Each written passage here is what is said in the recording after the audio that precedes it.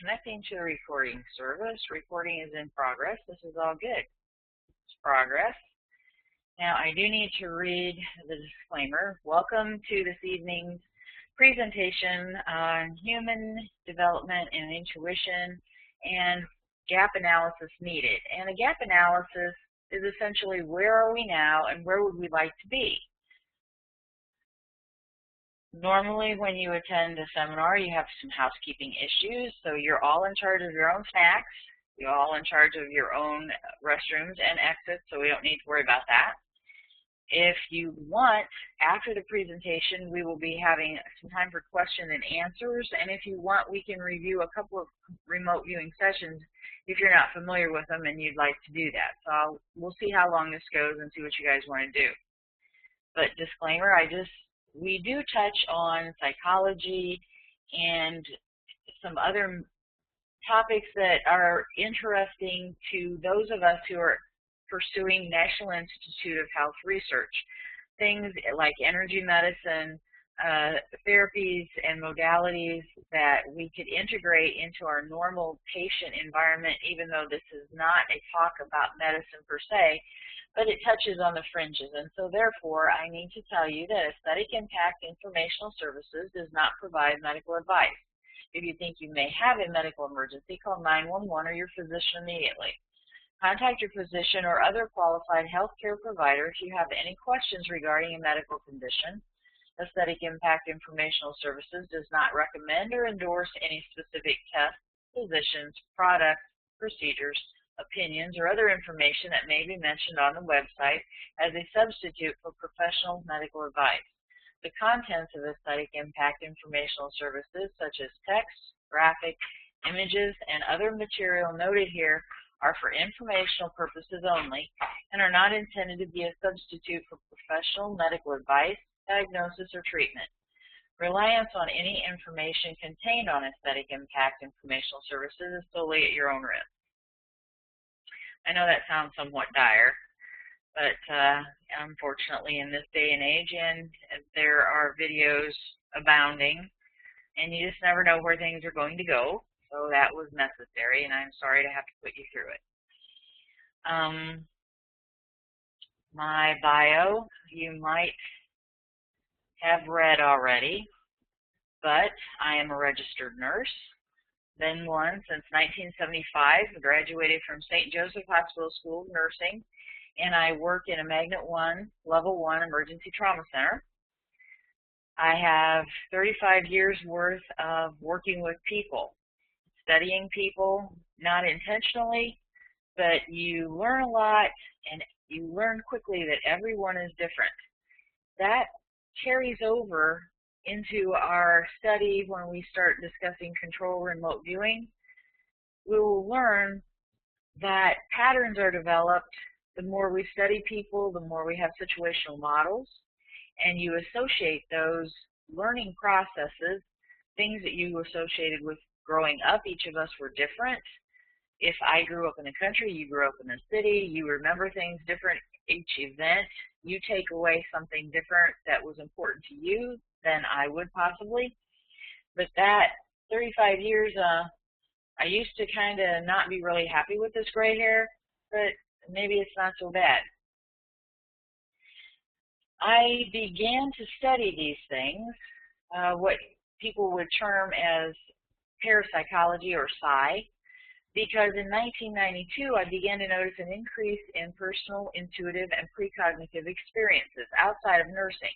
When we discuss nursing in my world, in the lecture in just a few minutes, you'll learn about Benner's 5 competencies, and from novice to expert, and you'll learn that nurses are generally considered a very intuitive group, and we'll discuss that a little further. But anyway, I began to notice a lot of experiences that I couldn't ignore.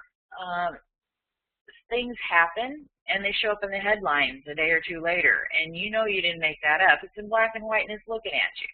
The only thing is, you're the only person who knows about it, unless you happen to have a spouse that you told. But who tells anybody? Who walks around with a recorder, talking into it 24 hours a day. Only you know that you happen to think something or see something, and then all of a sudden there it is in black and white, and you wonder, what in the world? That's nothing. Nobody does this stuff. So I began to notice these things, and I thought, this makes no sense, and I can't find any place to study it.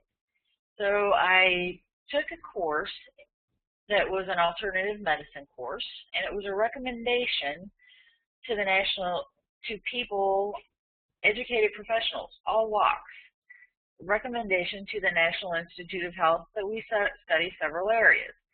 And I thought, well, great, I'd like to volunteer. I'd like to learn more about this because it makes no sense to me, and I have no teachers. Couldn't find much of anything to study or participate in or volunteer in. I used to working in a PTA and band boosters, and there's always something you can do to volunteer. Couldn't find anything. So I started looking and learning as I looked. And the more I learned, the more I wanted to learn more. And eventually I began to study, my studies of intuition led me to study controlled remote viewing with Lyn Buchanan, a former member of the Stargate Military Intelligence Unit. I studied basic through advanced levels and a postgraduate medical applications level, which is, and just because there's no really good way to explain it, it's not really guided imagery, but it's the closest I can come to if you don't understand the language of these various areas, which as subspecialties in the emergency room, for example, I'm busy trying to keep up with what I need to do to take care of the patients in the emergency department. I don't know what palliative care is doing. I don't know what OB is doing.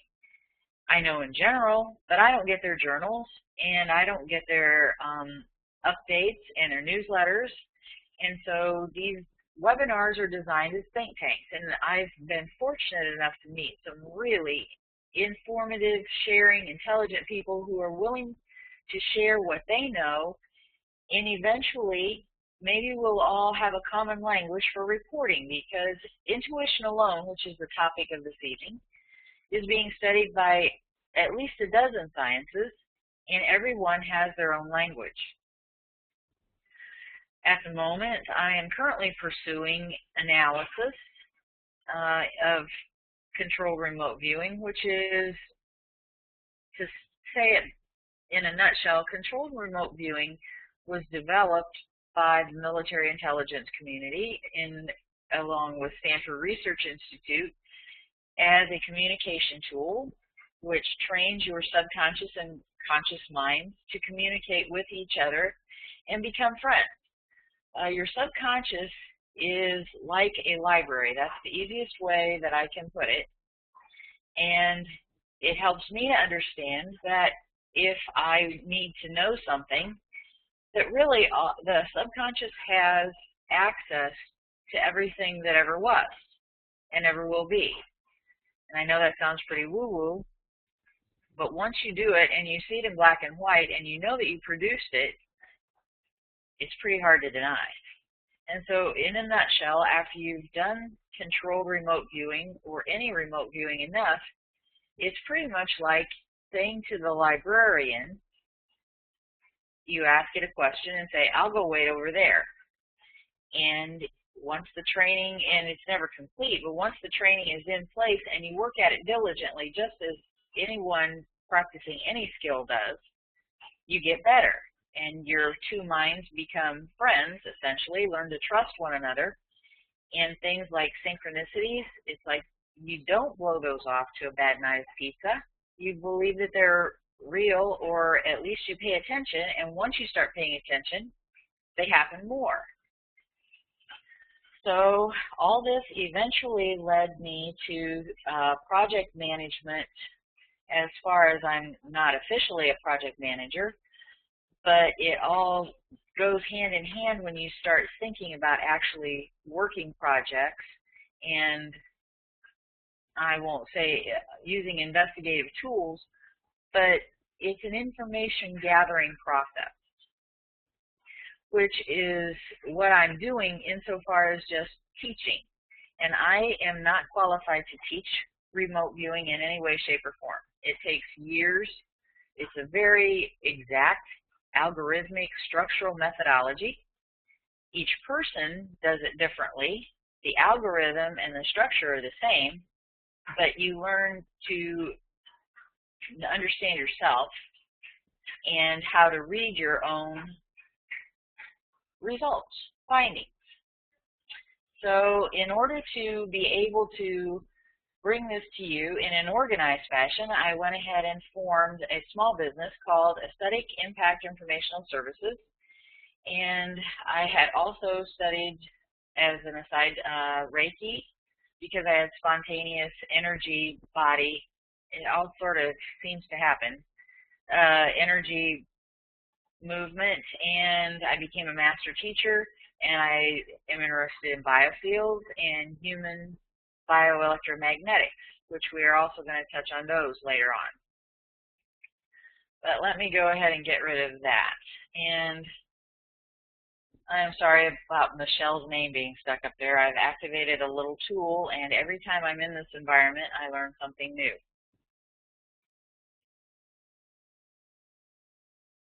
So essentially, this evening we're here to learn about intuition and human development, and gap analysis is needed, which is just my way of saying, where are we today, and where would we like to be?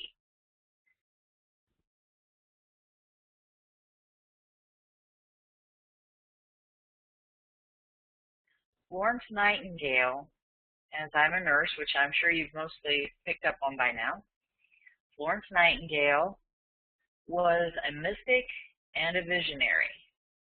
Most of us know her as founding the profession of nursing, but she actually was a scientist. She developed pie graph, and she was a mystic, had mystical experiences, and felt that nature and we were to work together. Dean Radin says, and Dean is an extremely distinguished and gifted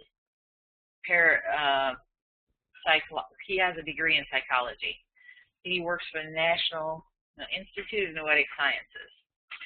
But in Dean's book, The Conscious Universe, he says some of the most famous scientists wrote in terms that are practically indistinguishable from the writings of mystics. So Nightingale, I think, would approve with what we're talking about this evening. We're going to be discussing some new sciences that possibly you're not familiar with, and I think that she would probably be glued to her seat. She was very curious, very intelligent.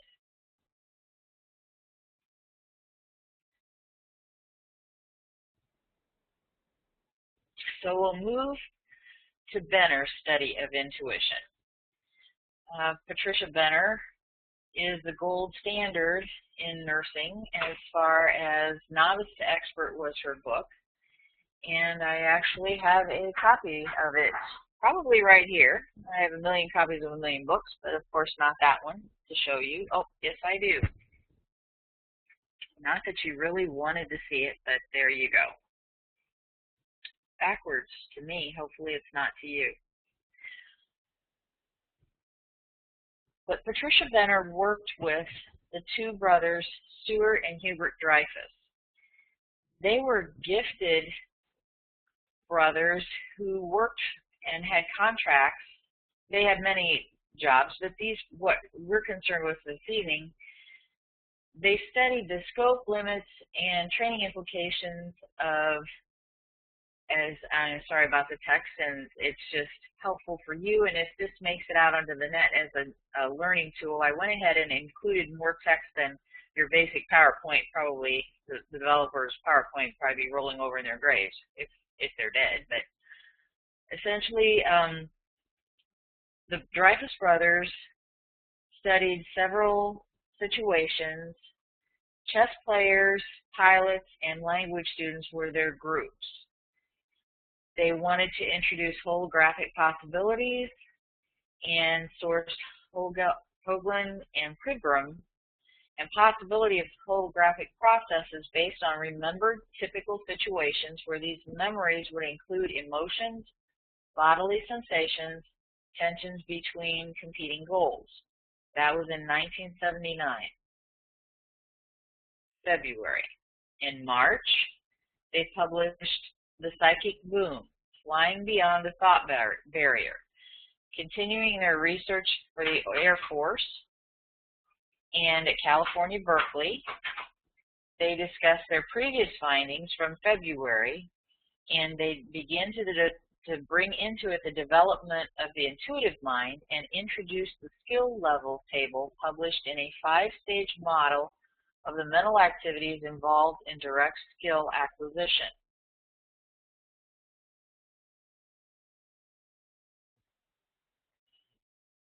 In February of 1980, they again were working for the Air Force, California, Berkeley, and their goal was to acquire an understanding of the stages of learning to facilitate training programs and higher order skills. Essentially, they wanted to get to an understanding of how we do things without thinking about it, how it becomes so automatic that we don't even think about it.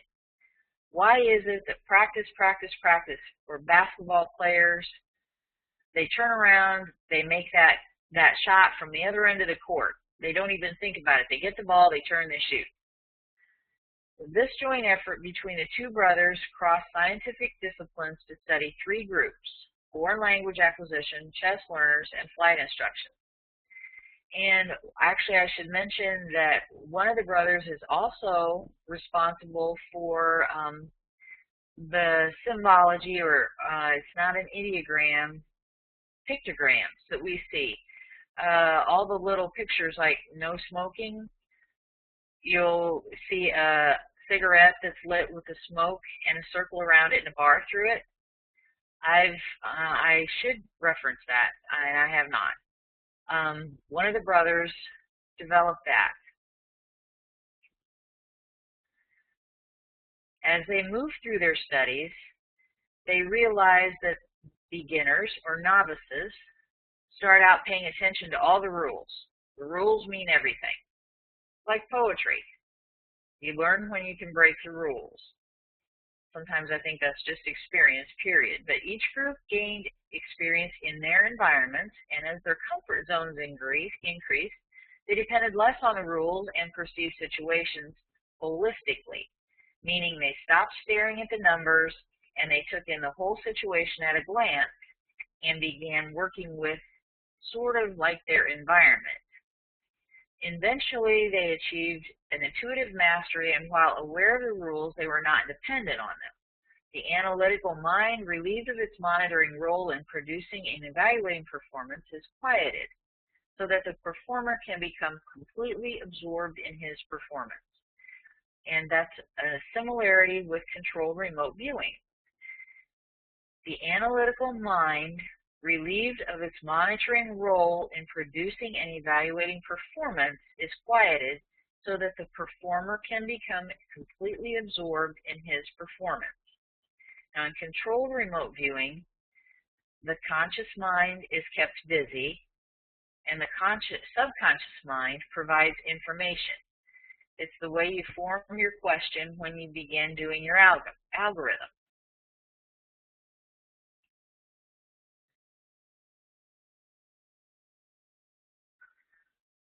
Here's the graph.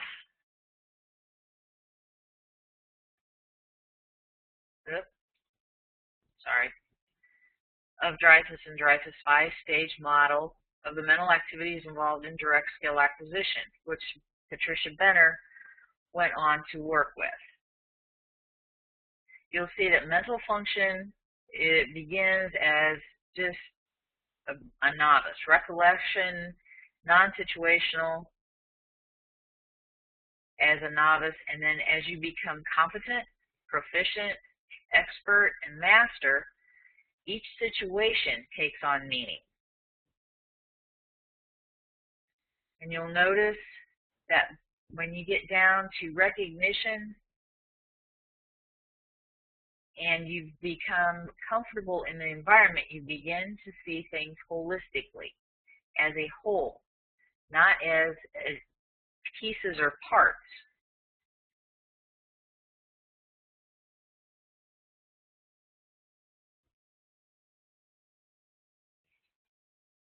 And here we have an explanation. The development depicted in row 1 becomes situational when experience-based similarity recognition is achieved, when you recognize the aspects. Row 2, holistic, when the performer perceives similarity in terms of the whole situation. And the key points are maximized in row 3. They refine those situations to the point that a unique situation intuitively accompanies situation recognition without the need of conscious calculation. That's where you have such as the basketball player who turns and shoots. Row 4, the analytical mind, relieved of its monitoring role in producing and evaluating performance, is quieted so that the performer can become completely absorbed in his performance. It's like time just passes, like you're in a good book and you just lose all track of time. This isn't a book per se sitting there reading, but I think you can make that analogy, the association. Note the progression of rows 3 and 4. The conscious analytical mind is quieted, and the master, with his or her wealth of experience, is so well versed in situations and expected outcomes that he or she, in whatever field, seems to almost function on autopilot. Now we move into Patricia Benner and her 5 stages of competency. Patricia worked with Hubert Dreyfus and Richard Lazarus at California, Berkeley, and received her doctorate in stress, coping, and health. At the University of California School of Nursing in 1984, working through the Department of Psychology, she applies Dreyfus' model of skill acquisition to nursing and publishes her groundbreaking research From Novice to Expert, Excellence in Power in Clinical Nursing Practice. Collecting narratives of situational experiences from nurses enabled her to delineate and define skill levels in stages 1 through 5 and formulate recommended best practice learning techniques for each. Benner's work is considered the gold standard and incorporated into most nursing core curriculums and practicing clinical ladders today.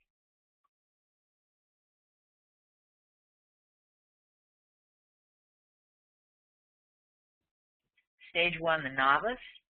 Whether a beginner entering the profession or a seasoned nurse changing specialties within the profession, the nurse would be expected to function in situations with no prior experience, provide patient care attributes, using attributes such as objective measurable parameters and rigid textbook context-free rules for guidance.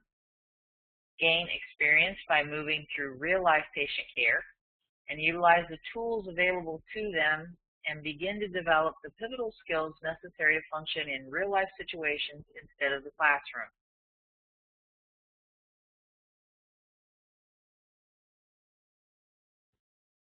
In stage 2, the advanced beginner. Advanced beginners have gained enough real-life experience that they can gather and interpret information in both objective and subjective manners. They begin to move solely from rote application of attributes to recognizing aspects of a situation. They're often not able to discern, differentiate, or prioritize between the 2 types of information, however. Mentors assist the advanced beginner, initiate integrative thinking regarding the 2 types, and principles or guidelines based on the integrative information are shaped into individualized, patient-centered action plans. In stage 3, competent. The competent performer, nurse in this instance, has been in the same or similar role for 2 or 3 years and unconsciously establishes long-range goals and plans. Conscious planning or awareness is a key element as the nurse integrates considerable amounts of conscious and abstract information. Leads to analytic contemplation of the situation or problem, gives the nurse a sense of mastery and establishes a perspective. The perspective facilitates increased efficiency, organization, and time management skills. With a caveat, while able to cope and manage contingencies, the competent nurse remains slower, less flexible, and less able to recognize which aspects are the most salient or conspicuous in a given situation than a proficient nurse.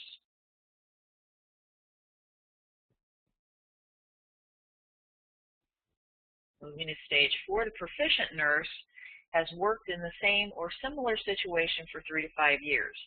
At this level, the nurse perceives situations holistically, and action plans are based on maxims or truths instead of aspects of this given situation.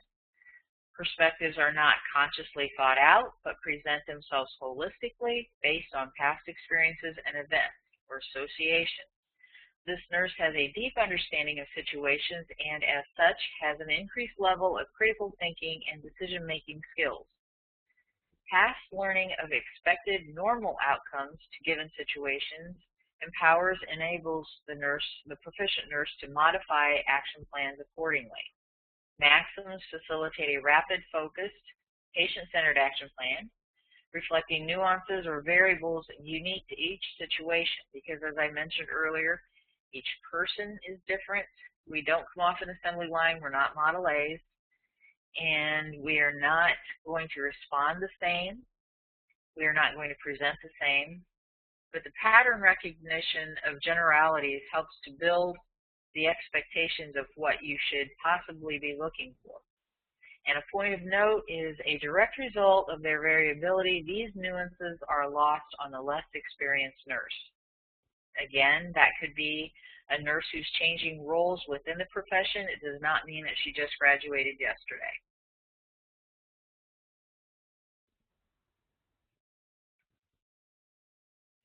The expert nurse is not termed the same. When you use this phrase, and people who are unfamiliar with Benner, they say the expert. Oh, that would be someone who would be called to testify in court or chosen to give testimony in an expert role. But the expert nurse in this conversation, in this presentation, has built an enormous background of experience and will use it when necessary, but no longer relies solely on the previous analytic principles of rules, guidelines, or maxims.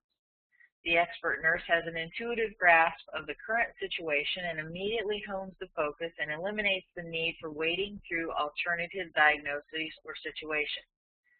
The expert nurse operates from a deep holistic grasp of the total whole situation, makes it difficult for the expert performer to describe or explain why or how a particular plan was formed or executed.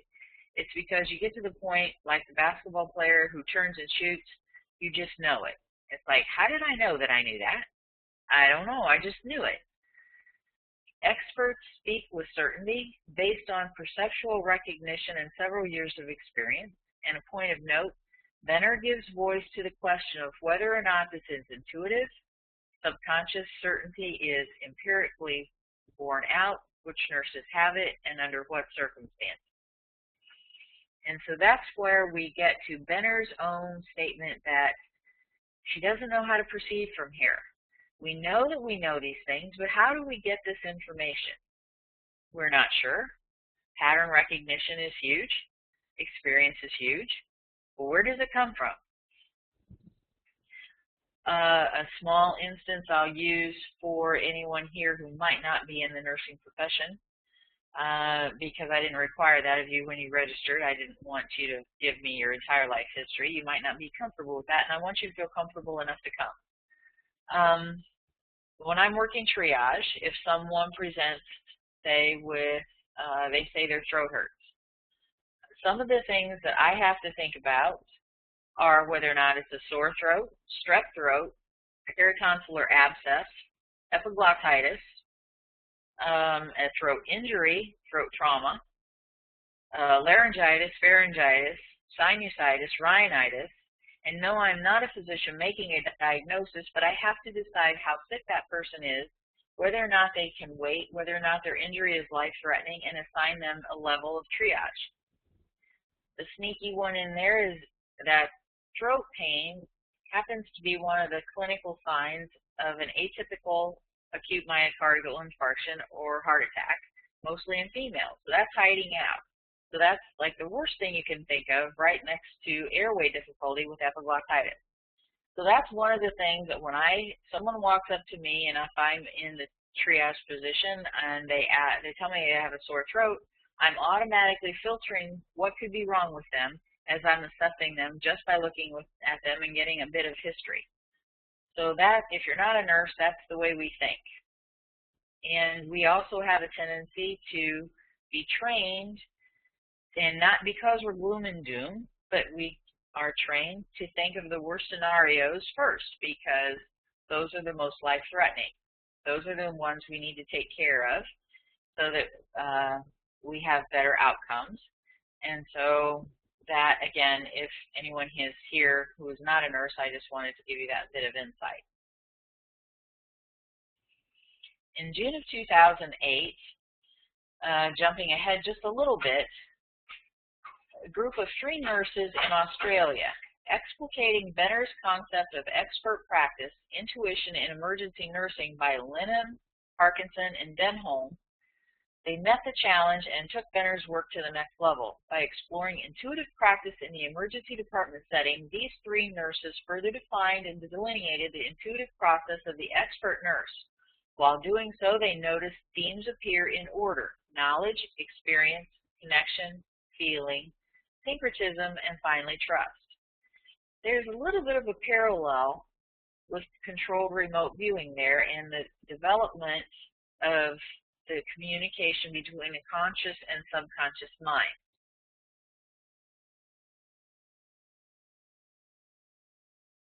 The group of 3 defined intuition, found expert practitioners for participation, delineated the acquisition of intuitive ability, developed a design for data acquisition and recording analysis, developed a language to articulate nuances that can't be measured, validated intuitive decision-making in expert clinical practice, and their analysis resulted in the reconstruction of Benner's expert stage into 3 distinct phases. And this is not easy.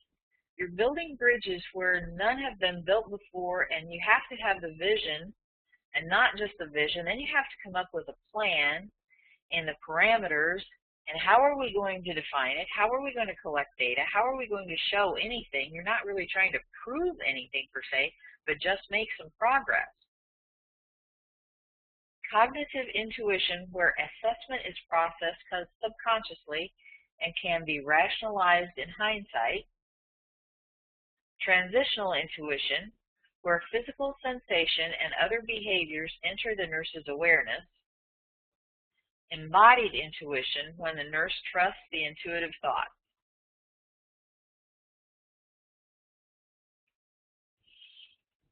Another scientist,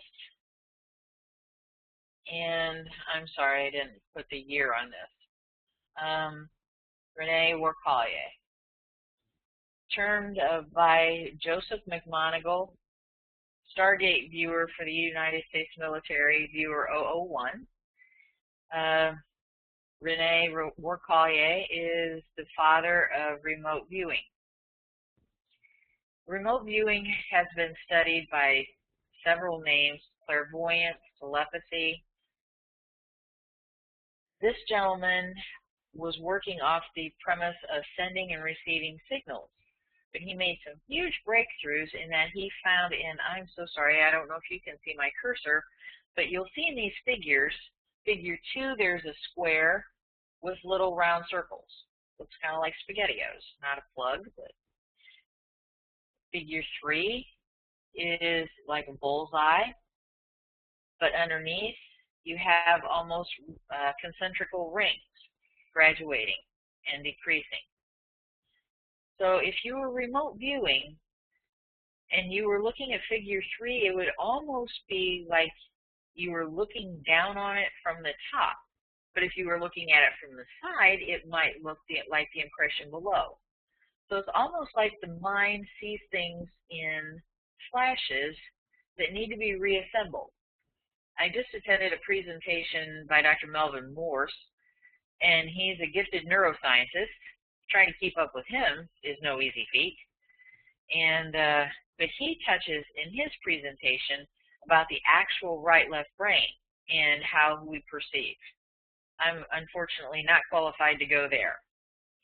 But through this diagram, you can see in figure 4, there's actually the shape of a diamond, but the viewer or the person who is sending versus receiving picked up the impressions of the upside down V, as I'll describe it, and what looks like an L. In figure 5, swastika came through. Instead of fully assembled, the impressions were little squares like staples with an open side. Figure 6, stick figures came through sort of, I can't even describe that. Figure 7 is a target, and the impressions came through as kind of like little swirls in sections.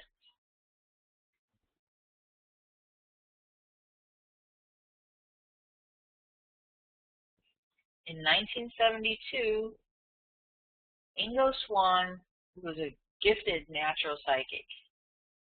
I have not had the good fortune to meet Ingo, but I saw a documentary that is being made about him, and he literally has no peers. He has, the way he thinks is phenomenal in and of itself.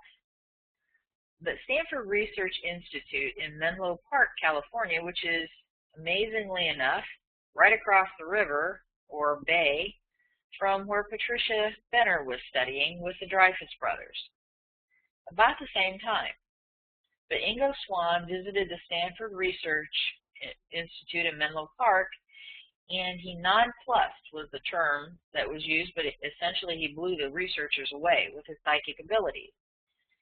They generated reports, and eventually the CIA got those reports, and they decided that they would go ahead and study this, mostly as an investigative tool. It's termed is psychic spies, and it's under parapsychology, which is a fringe science, and they asked Dr. Harold Pudoff if some tests could be arranged. So Ingo Swann, again, perplexed everybody in the building. They couldn't figure out how he knew what was inside a structure with, I believe, I'm sorry, I'm faltering as far as I think it was, if that might have been the, all I can think of is Fahrenheit. That's not the right word.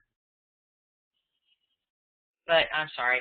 Ingo essentially described something that was like triple hidden inside a safe. That's not totally correct. But it's like they thought that they should probably take this seriously, and they were given the grant of $49,909 for a biofield measurement program. Began as a collaborative effort, including Dr. Pudoff, Dr. Targ, Ingo Swann, and Pat Price. Pat Price being another natural gifted psychic and was in law enforcement. And the Stargate program eventually moved through several shifts in agencies, funding, personnel, and names. And it was discontinued in 1995 per Paul Smith, another member of Stargate and a military intelligence remote viewer. And actually, if you would like, you can actually buy 89,901 declassified files, 12,000 documents, as were released by the Freedom of Information Act. In January of 1995, Stanford Research Institute continued their neuropsychological research and development of remote viewing, and per a document on my Aesthetic Impact website, I have it there. It's a declassified document, and it says that they struck pay dirt. They reported administering Halstead Wright neuropsychology test battery very high level of proficiency in certain spatial tasks, and some were exceedingly atypical with respect to the established norms. The report demonstrates cross-scientific discipline research of human intuitive abilities through private contractors, including physicists and medicine, with neuropsychologists administering the tests and reporting a correlation of findings with data obtained at the Department of Psychiatry in Palo Alto Medical Clinic. So Stanford research was also subcontracting and seeking expert advice in medicine.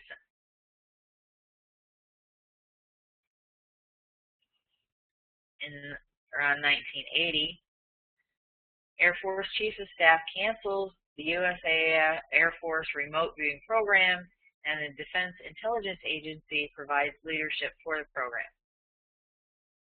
81 and 82, SRA, Dr. Harold Pudoff, and I want to call him Hal, but report RV reliability enhancement evaluation task. And they're continuing the development of intuition for intelligence gathering, and that's Lyn Buchanan, What is Remote Viewing?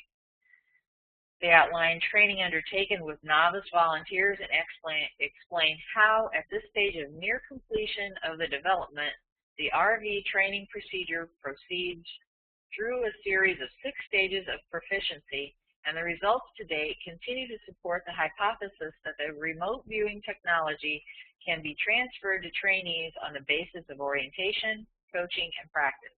Does that sound familiar to anybody?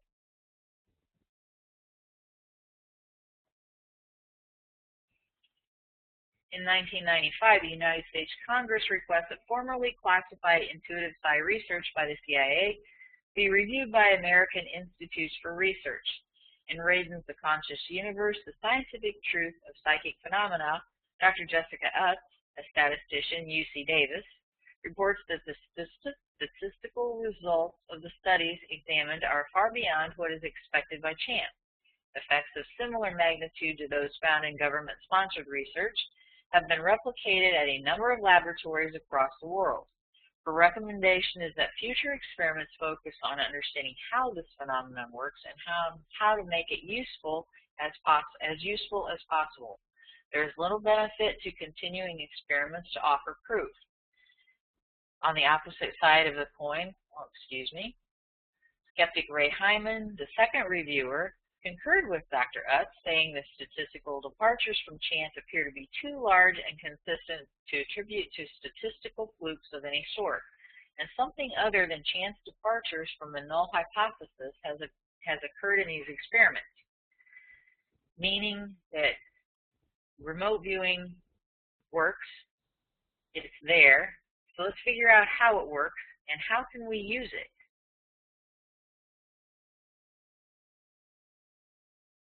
In 1995, Dr. Carl Sagan and Andrew Young published The Demon-Haunted World, Science as a Candle in the Dark. And Dr. Carl, extremely respected leader in his field, and he turned a skeptical eye toward all things paranormal. And you can't fault skeptics, even though, sometimes it's very frustrating. You want to, say, but look at this. But skeptics, I won't say they keep us safe, but they make us think. And Dr. Dean Radin said of the entire 450 pages in that book, one thing jumped out at him. At the time of writing, there are 3 claims in the ESP field which, in my opinion, deserve serious study. By thought alone, humans can barely affect random number generators in computers, that people under mild sensory deprivation can receive thoughts or images projected at them. And remember Dr. Renee Warcolier's work. And that young children sometimes report that details of a previous life, which upon checking turns out to be accurate, which they could not have known about in any other way other than reincarnation. Further explained and included in his summary in Chapter 4 Meta-Analysis, Dr. Radin states, we've seen that essentially the same effects have been repeatedly observed by dozens of investigators using different methods. This is why the late Carl Sagan agreed that some of the scientific evidence provided by psi experiments is persuasive enough to take these phenomena very seriously. In other words, something's going on out there. In 1997, Dr. Radin published The Conscious Universe, Scientific Truth of Psychic Phenomenon. Within those 303 pages, there are numerous citations, scientific sources, discusses and reports research findings in intuition, precognition, presentiment, including empirical, forced choice, moderating variables, analytic methods, evaluation, psychological tests, replications, and devices.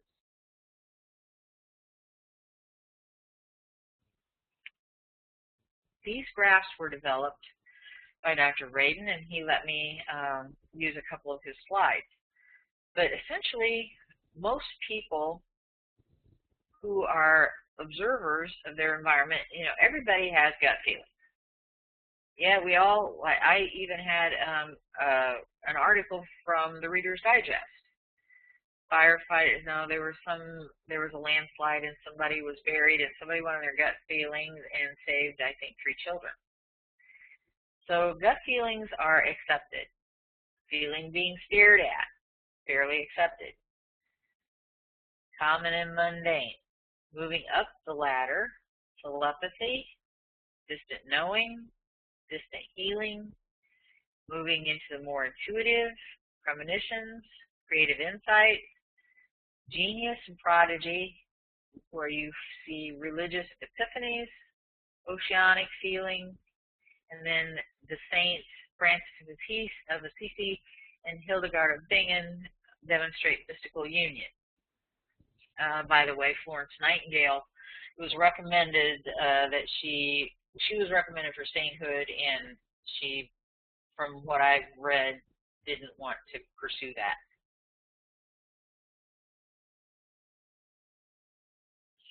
Now, on those experiences, you'll see the more common experiences down at the bottom are amenable to scientific study, but highly controversial. Meaning, everybody's a little skeptical about it. Yeah, those really do happen, but you can't really explain them. Then up at the top, the rare experiences presently beyond the reach of science. But everybody, St. Francis, St. Hildegard, everybody's good with that. The common folks down at the bottom, not so much.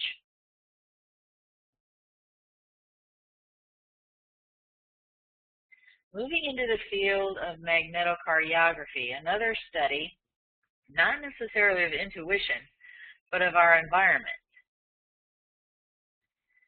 Cardiomag imaging, and not to endorse their company, but what they're doing is highly, it's just groundbreaking. I can't even come up with a word. It's a medical device company founded in 1999. It's engaged in development and commercialization of a unique kind of cardiac diagnostic device known as magnetocardiographs, or MCGs. The device the company has developed consists of an integration of highly sophisticated proprietary sensors, electronics, and software. And I'm very sorry you hear that little clicking. That's my dog going in and out. I admit it. So if you wanted to know what that was. These are fireside chats. These are not Oscar-winning presentations here. But back to magnetocardiograms, they are fairly new to the United States, but in other parts of the world, they have been around for several more years. Even though Cardiomag was founded in 1999, it's already 2011. The company's MCG system is a non-invasive cardiac medical diagnostic device that provides unique and clinically relevant information about heart function without the use of ionizing radiation. Cardiomag's MCG system is the world's first and only MCG system to obtain FDA approval. And they rely on analyzing magnetic fields generated by the heart's electrical activity. Normally we consider a 12 lead EKG You have to get that information in 12 directions by putting patches directly on the skin.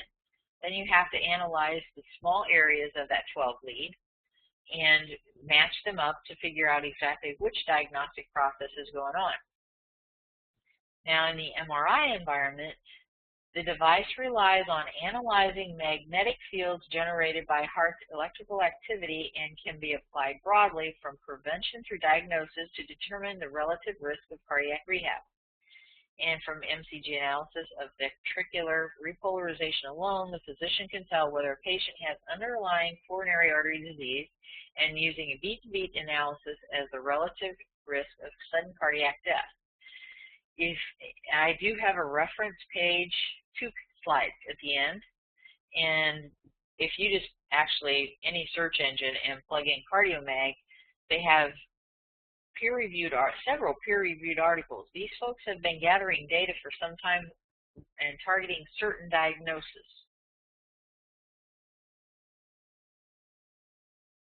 I'm not a representative of a company. I can't tell you when it's going to be available, if it's going to be available, or what it could do for us, or what they plan to do with it. All I'm saying is I happened to stumble on their website, and it's amazing because we thought that there was nothing measurable outside our skin. These people are collecting data from several inches away through the electrical activity of the heart, through the magnetic field surrounding the body. Now, so far, that's just been termed the aura. And the aura has always been woo-woo. You know, nobody can measure that. And that probably doesn't exist, and people are making that up. Here are some folks who are actually gathering data from the electromagnetic field around the body.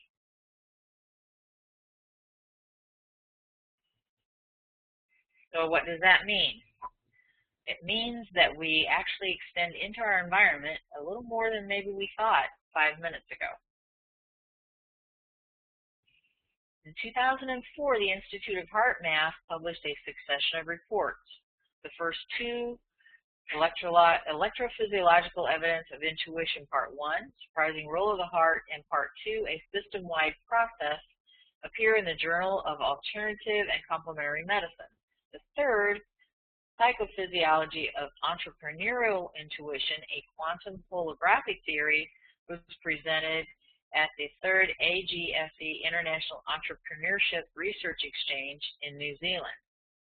And in the overview, the study aims to contribute a scientific understanding of intuition, a process by which information normally outside the range of conscious awareness is perceived by the body's psychophysiological system. The first objective, presented in 2 empirical reports, Part 1 and Part 2, was to replicate and extend the results of a previous experiments demonstrating the body can respond to an emotionally arousing stimulus seconds before it is actually experienced. The second objective, is stated in Part 2, is to develop a theory that explains how the body receives and processes information involved in intuitive perception.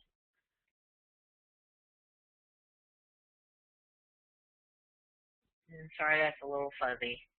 That's Dr. McCready, and we have a less than about a minute-and-a-half video here that IONS, Institute of Noetic Sciences, Dr. Marilyn Schlitz, that I could share with you anything that they had there. And recent discoveries have shown that the heart generates a mysterious and powerful electromagnetic field. And in this video, Dr. McCready, and Director of Research for the Institute of Heart Math, explores the scientific basis for understanding the ways which we are deeply connected with each other, which this does not seem to be cooperating with me. But actually, if you can give me a split second, I can get this video for you. Someone who is more gifted than I is going to embed that. It's because I can't seem to learn everything in the universe, much as I try, but am falling short horribly.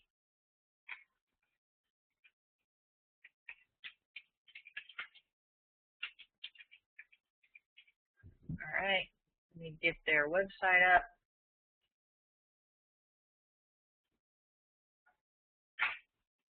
And I will have to switch over to my desktop, I believe, to share this with you.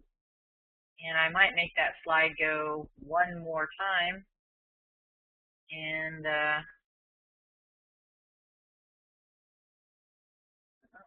then again, maybe that's not going to work. I'm sorry, that was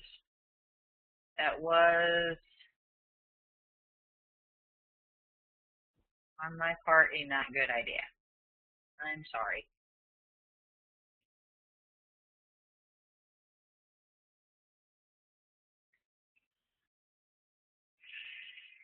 Let me get you guys back. Hopefully I haven't totally lost you.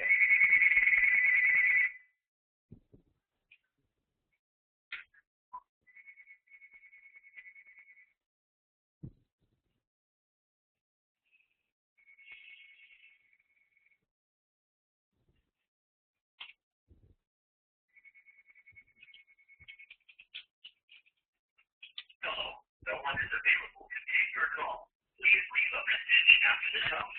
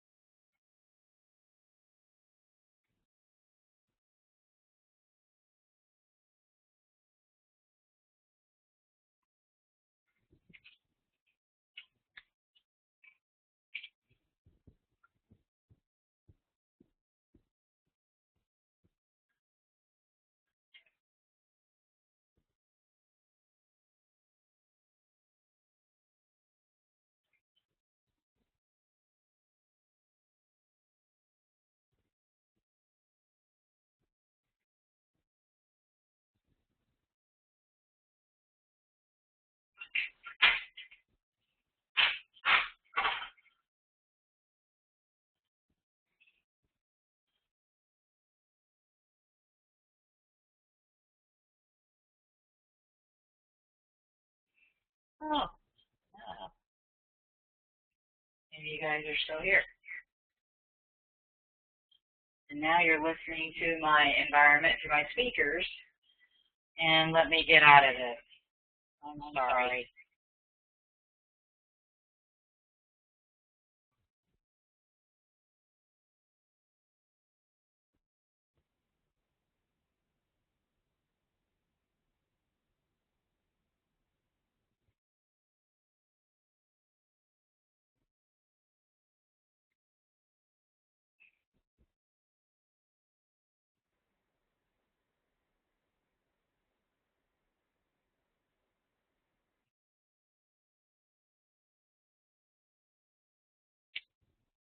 Okay.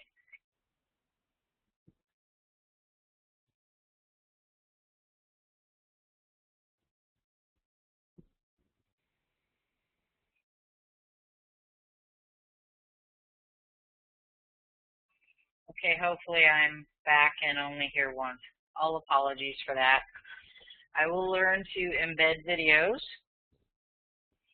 but if you have a chance to go there, and it worked in the practice. All I had to do was it was pretty cool. All I had to do was hover over it and a link appeared and it took me right there. But if you go to ION's website, there's a small, I think 1 minute, 22-second video.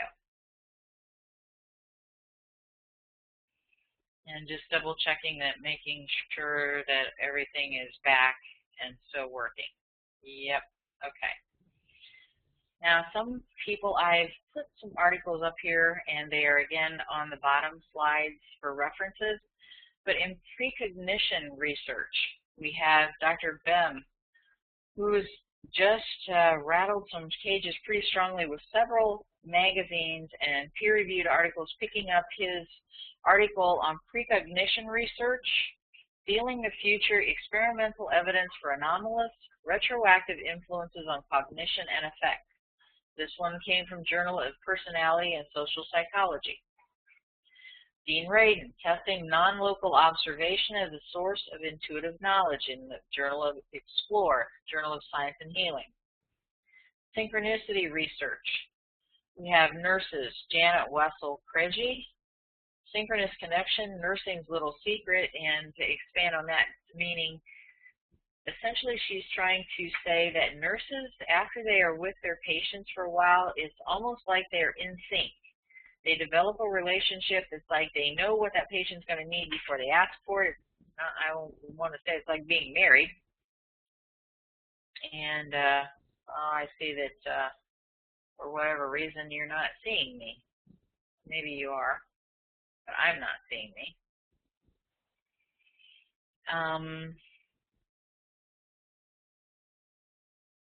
There we go. I'm not sending. Oh, lucky you. You didn't have to look at me for a little bit.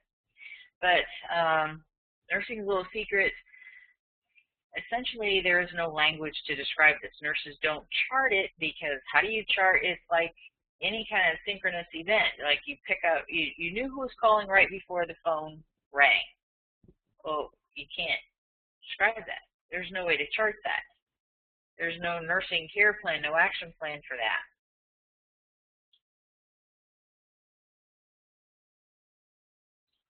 Janet Quinn, Client Care and Nurse Involvement in a Holistic Framework, Holistic Health Nursing Practices. Janet McCrae, Nursing as Spiritual Practice. Dr. Norman Sheely and Carolyn Miss, Creation of Health, Merging Traditional Medicine with Intuitive Diagnosis. Victoria Slater, Modern Physics, Synchronicity, and Intuition. Essentially, these are all different scientists studying intuition, each developing their own language as they go. I think it would be great if we could just get them all together at a meet and greet and get them to, it's like they're both studying the color blue. One calls it indigo and the other one calls it navy. It's like, that's pretty close to the same thing.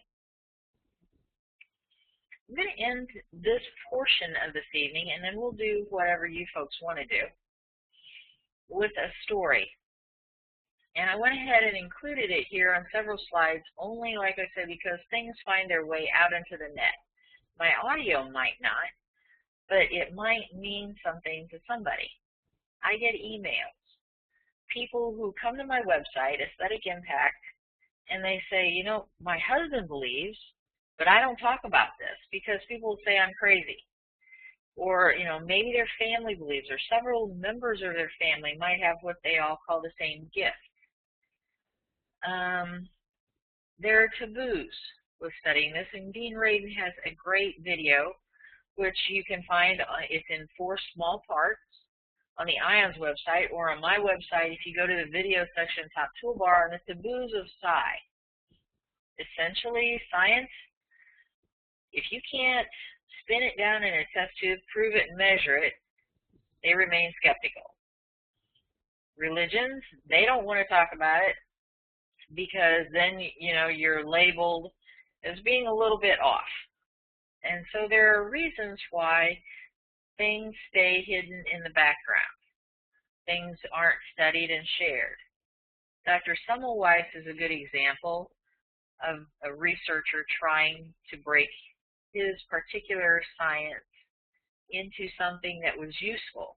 We now have sepsis protocols. Dr. Lister contributed to that early groundbreaking research, but if you're not familiar with Dr. Semmelweis, essentially he is responsible for decreasing the morbidity and mortality of newborns and mothers, for pregnant women, because essentially back when he practiced, it was the cool thing to do was to have a really gross looking lab coat. Residents would go through the wards checking the women, and after they checked the women, they would wipe their hands on their lab coats. Didn't wash their hands between. Then they would go to the cadaver lab. Infection was rampant. Death was the norm. women knew if they went to the hospital to have their babies, they would probably die. Dr. Semmelweis realized that if you washed your hands, I believe he used carbolic acid, and I could be wrong, but it's carbolic acid solution, and you washed your hands, the infection rate and morbidity and mortality decreased. You couldn't prove that. A microscope hadn't been invented yet. Nobody knew what a germ or a bacteria was. And his peers essentially ostracized him, ridiculed him, and as legend has it, and no one has been able to substantiate, I've read, that he actually cut his own hand or finger and plunged it into a cadaver and died of sepsis. So he's a male dying of childbed fever. We now have microscopes, and we now know that we should wash our hands. But that's what it's like when you're a pioneer in anything. It's very difficult. This is a picture of a one-room schoolhouse, and possibly in remote viewing, we learned that if you are emotionally invested in something,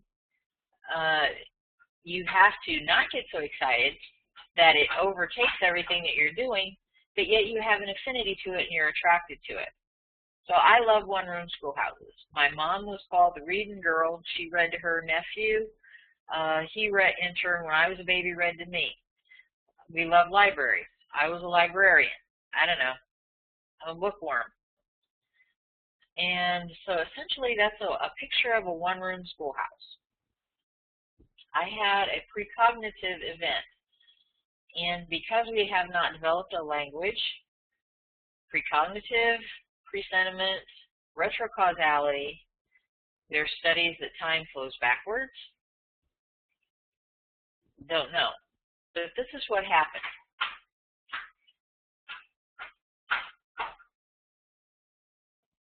The Gettysburg, Ohio schoolhouse event, and that was not the Gettysburg School, just so you know.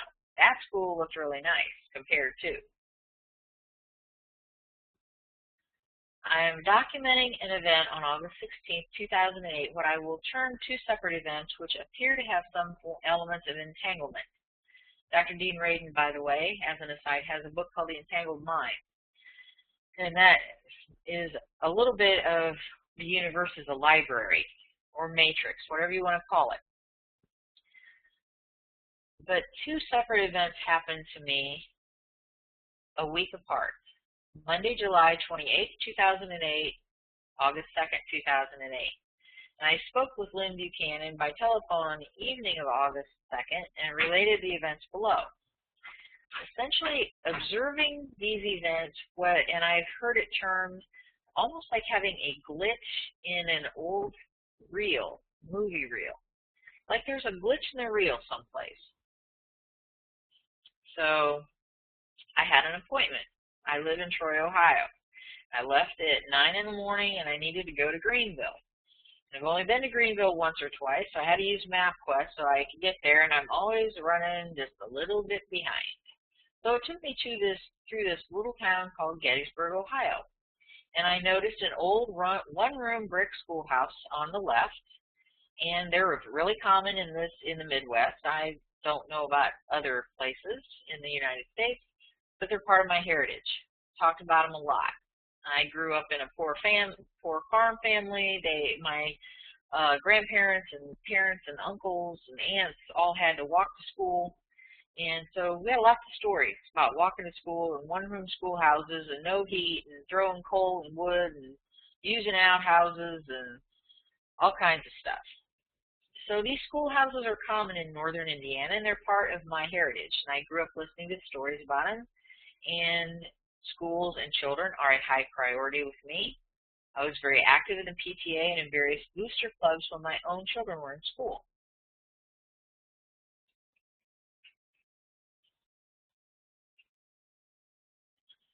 Age and decay were evident. The roof was caved in, the rafters were exposed, foliage had bushes growing out through the roof. and I was going, I think, 50, I don't know if I had to slow down 45 or if I was allowed to go 55 miles an hour through there. And so I just barely, it whizzed by, and I sort of checked it out as I went by. But I thought, boy, for some reason, maybe it's because the rafters were exposed. Old Pueblo mission, dangerous for kids, needs torn down, good fire exercise. Because also in rural communities, to fire hazards such as old buildings, and fire departments need training. So with some planning and permission and proper permits, they will go ahead and set controlled fires to take care of old buildings and train firefighters. So anyway, I thought all those things and kept on going to Greenville, and when I came back, I noticed it again. Wondered about its history and who'd gone to school there and how long it had been falling down like that. And then I was done, moving on to the next part of the week. Had a follow-up appointment the next Saturday. And I was running late, left home at 8:20. And unfamiliar with the route, had only been there once.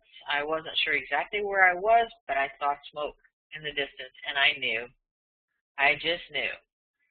And this stuff starts happening to you, but you can't turn it on and off. You can't plug yourself into an outlet like the Energizer Bunny. It'd be kind of easier if you could.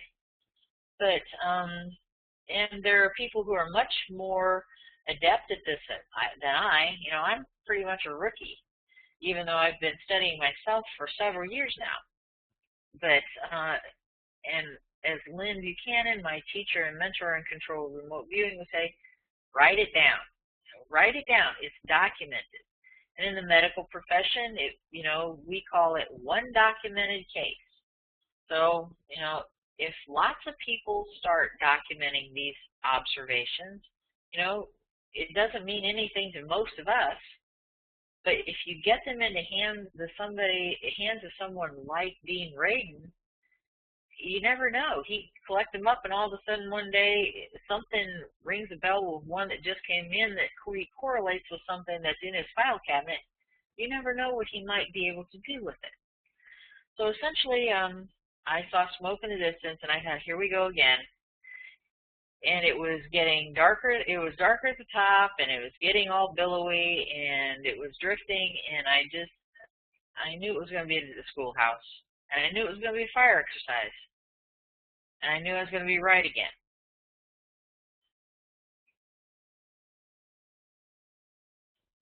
I looked ahead, hoping that if it was a fire, there was no mayhem, meaning as an emergency department nurse, I didn't want anybody to get hurt. And there, sure enough, there was a fire truck there and a few firemen right alongside the old school, and they were apparently conducting a fire exercise and starting a controlled burn. As my father would say, they had just touched it off. So in my experience, fire exercises are often conducted as a community service for twofold benefit of teaching firefighters and removing unsafe structures. I slowed down for a closer look at some of the firefighters, including the chief or commander. They looked back, and I kept on going to my appointment.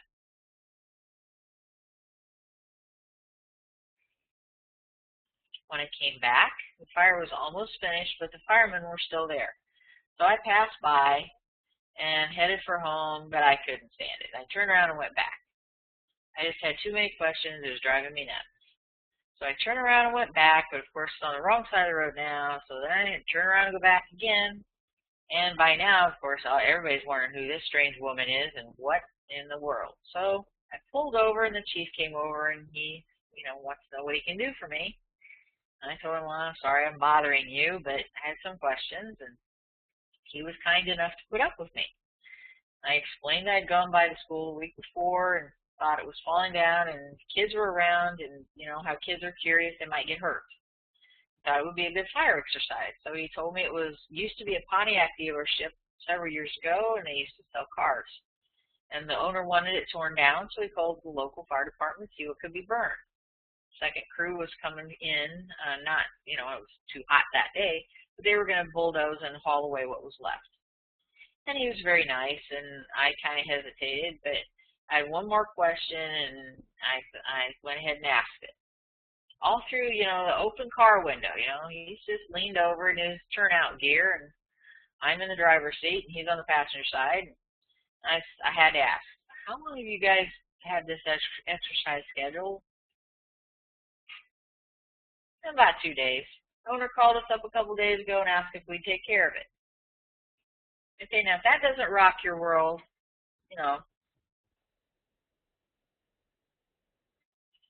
And I smiled again, said, sorry I was a bother, and left. In remote viewing, we think that it's amazing that of all the targets or all the locations or all the events in the entire world that we could possibly remote view, somehow we usually hit the right one. So of all the days for me to travel somewhere strange, not once, but twice, and that I would be a witness seems more than coincidental. Given the odds of putting me in the right place at the right time, even gathering perceptions about a future event like we do in a remote viewing session seems unlikely, but what do I know? Nothing. I'm just a human observer of documenting what I see. I never traveled to Greenville, and I used MapQuest on the computer to find a route. If I had left home on time on Saturday, the second Saturday, I would have probably missed the beginning of the event. I might or might not have been there when the fire crew arrived. I have a history with both one-room schoolhouses and fire exercises, so emotionally I could identify and maybe invest. In a controlled remote viewing session, once we achieve the aesthetic impact, AI, we've established a spatial relationship to the target. That means that when we are getting our perceptions and writing them down, all of a sudden you know where you are in relationship to that target. And you ask yourself, how does it make you feel? It's like, whoa, that's big. It's right in front of me. And so how does that make you feel? Ooh, excited. I want to check that out. So when we identify the emotion that it makes us feel, and when we start working with the target and gathering perceptions, we're working within the emotional environment of the AI. I felt that the schoolhouse would be a good fire exercise. And again, maybe if physics defines that time's flowing backwards, this is, us sitting here is like, oh, well, that's nice. We spent some time together, but it's all going to become common and no earth-shattering information there. I have to ask myself that if with the initial daydream or thought I created that reality. I wondered if I had an emotional association and identified with the danger of that building to children that initiated the reality of the fire exercise to keep them safe. Another presentation I just had a couple of weeks ago with Marty Rosenblatt, who you just get these pearls from people that you didn't know about. Marty shared a peer-reviewed article that plants, essentially through quantum information knowledge, they choose their best outcome. Well, you never know. We're a complex system. Plants are complex systems. The earth is a complex system. You never know. If plants can do it, maybe we can do it too. Don't know.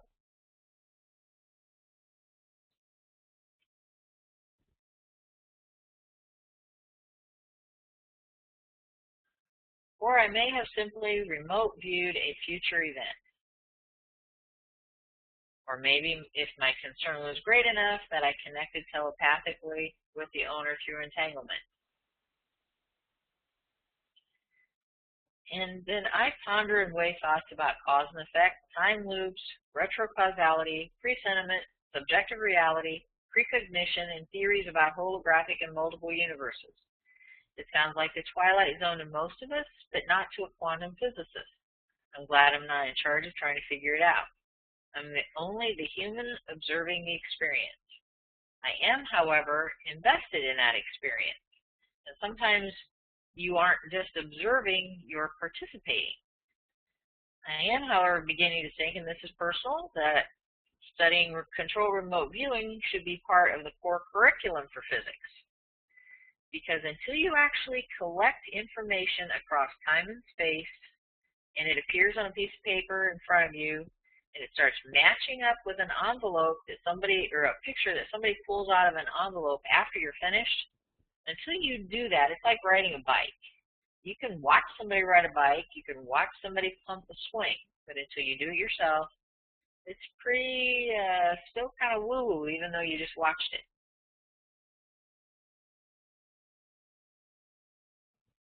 Now here's a couple of pages of references, all of which can be found on Aesthetic Impact. And all of you found your way here, so you probably know about these addresses where you can contact me and my website. And I gave most of you mics, and I can do that again.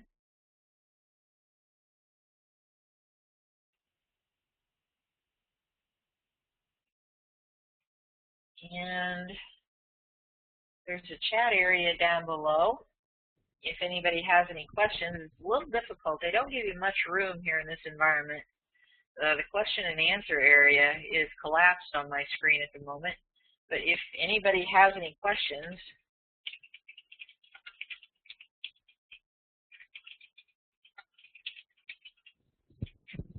does anybody have any questions that they'd like to ask?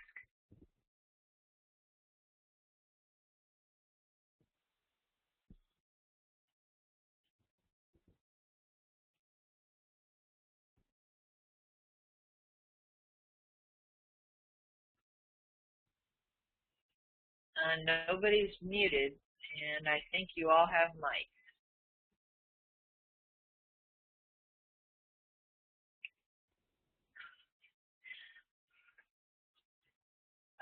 Sorry I can't pass you any popcorn, but I'm thirsty, and so excuse me, not a plug for any particular drink, but it's what I happen to have on hand.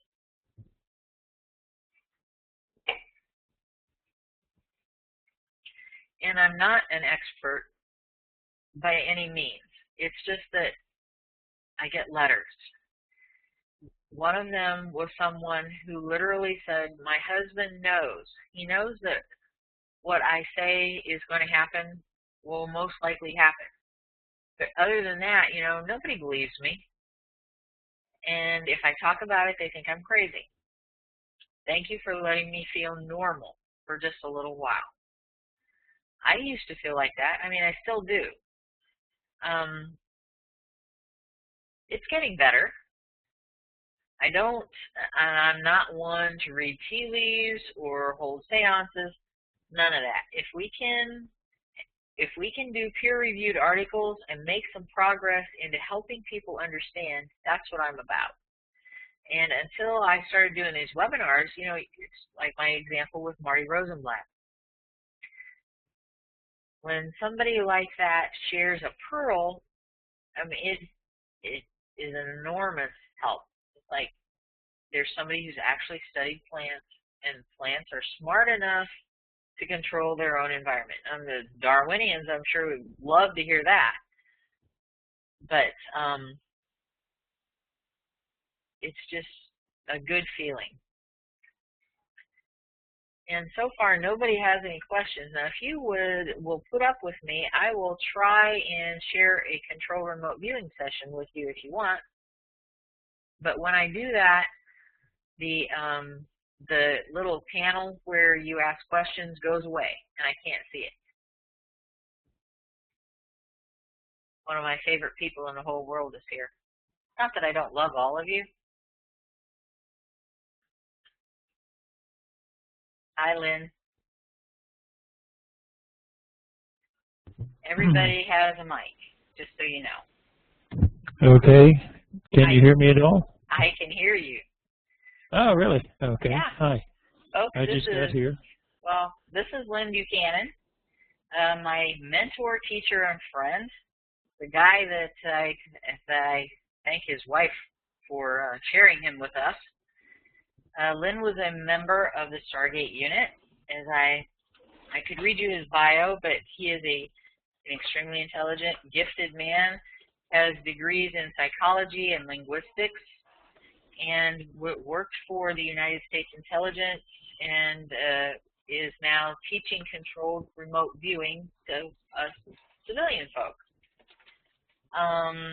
I'm just, sorry, Lynn, I'm just looking to make sure everybody who's here has a mic so that if they want to ask a question, they can. I'm going to try and pull up a couple of remote viewing sessions. I will have to share my desktop to do that.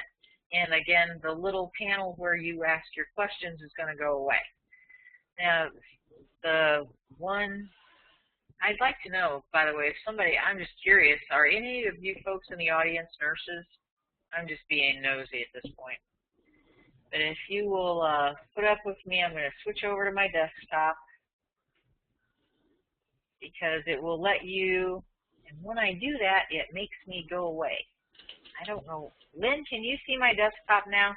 I can see it. Mm-hmm. Okay, I feel better because I tried to do this before with a little clip from Ions, and then I couldn't see anything, which made me feel really bad. I thought, and see, Ions is back. I could maybe find that now. It's only a minute and 22 seconds. But here we go, video. It's The Science of the Heart with Dr. Rollin McCready.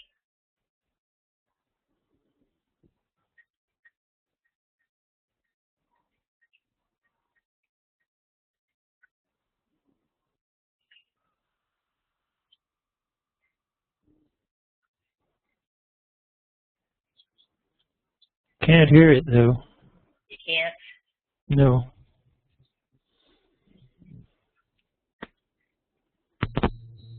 Coherence. And what we found was that when we're feeling positive emotions, like we're appreciating the sunset, or really feeling love or compassion or care for someone, that the heart beats out a very different message. The heart generates by far the largest of the electromagnetic field produced in the body. And what we've now found is that if we look at the spectrum analysis of the magnetic field created by the heart, that emotional information is actually encoded and modulated into those fields. So by learning to shift our emotions, that's changing the information we're encoding into the magnetic fields radiated by the heart, and that can impact those around us. We are fundamentally and deeply interconnected with each other and the planet itself. And what we do individually really does count. It matters.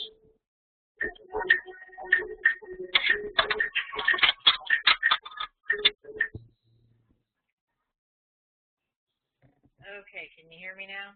Yep. Uh-huh. All right, I unplugged my headset really quick. Could you hear, if I did that, could you hear through my speakers? I'm just learning the environment here. It was pretty garbled, but all right. yeah. I need to learn how to embed videos. So anyway, back to my website, and you will shudder at this, Lyn, my trainer, but you actually saw this session, and I try to write up an explanation for it just to for the person who has never come across remote viewing before. If they stumbled on this, they might have some semblance of an idea of what was going on. And I made some comments about this that I thought even might shed some insight on it for myself, because Lyn teaches us with controlled remote viewing, you're developing the communication between your subconscious and conscious minds, that trust. And the more they learn to trust each other, they send more. Your subconscious sends more information, and you learn to trust what it's sending you. M&Ms make a great reward, by the way.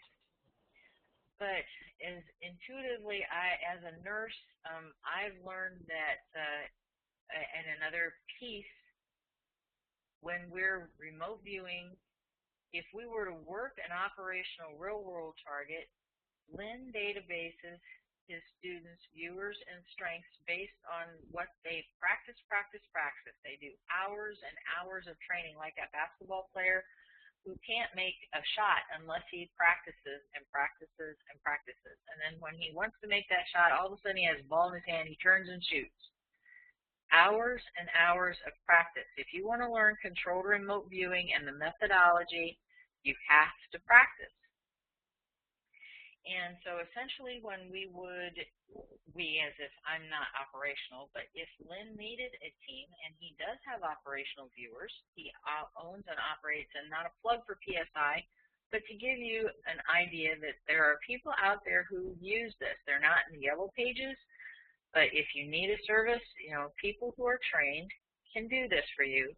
Controlled remote viewing is an assistance assistive information gathering tool. Should not be depended upon solely, but a team of viewers, and as I was explaining early on when we got together, we all grew up in different environments. We all had different interests, different backgrounds, different associations. I would remember or take away something differently than you. So if Lyn needed a team of viewers for something, he would look at his database from the people who have been practicing and logging in their session results that they would have scored. And if he needed somebody who was strong in colors, if he needed someone who was good at structures, he does work for pro bono to assist with missing persons cases, as well as operational for customers who pay. But Lyn would assemble a team of viewers based on their track record and dependability in a certain area. If they needed to know what color a car was, that say law enforcement came to him and they knew the suspect's car, but they wanted some confirmation, Lyn would go to his database and he would possibly get somebody who assemble his team of viewers, and then he would look at them to see if they were good at studying one of the gestalts is man-made, which would be the vehicle, colors, and possibly people. The person who gets 5% of their colors right, and that's what the law enforcement folks need to know, he's not going to pick that viewer. He's going to look in his database for somebody who consistently scores high. And it doesn't mean that he will never use that viewer, but that's not their strength. So essentially what led me into that is I've learned myself through studying control remote viewing that I really am an empath. And possibly because I'm a nurse and an old 35 years experienced expert nurse, I will go for the person in trouble every time. I don't care if there's a picnic and there's a kid who fell down and scraped their knee. If they're there, I'll ignore everybody else is describing the picnic. If we're in training, we're supposed to be describing what's going on at the site. Everybody else is describing the picnic. Me? Oh no. I'm describing a kid with a banged up knee. And it's like, why am I doing that? Every time we work a target, it isn't to learn about the target, it's to learn about ourselves. That helps when you analyze your results and you become more proficient. So, I don't mean to give you something macabre, because this is a funeral procession. If you've been not listening to me blather on, but if you've been reading the information below, this is actually a funeral procession, and this photo is a feedback photo, and it was in a packet of targets in an envelope that was given me for training purposes for practice. Now you'll notice we have several people here. I've got my little cursor here as if you can see it. There are several people. They're carrying a long object. They're walking on what appears to be a raised wooden platform. There appears to be a field with stubbly looking grass in my screen. I understand the computers are different. And there's some dried ground off to the right, and the green growing grassy looking stuff is all over on the other side of them. They're carrying pole-like objects. And if you'll notice, way off in the distance, there's a perimeter of trees. So now we move through here. In the funeral procession, the writer witness, women are carrying a 3D foot scroll covered with Buddhist scripture. It symbolically eases the passage of the dead into the afterlife. The women's unlit straw torches represent illumination for that journey. Vietnam's revival of interest in Buddhism closely followed the country's economic restructuring. This was my target 071401. And I don't want you to think that you can go out and order books and buy CDs and DVDs and go to the bookstore and learn control remote viewing all on your own, even though you can.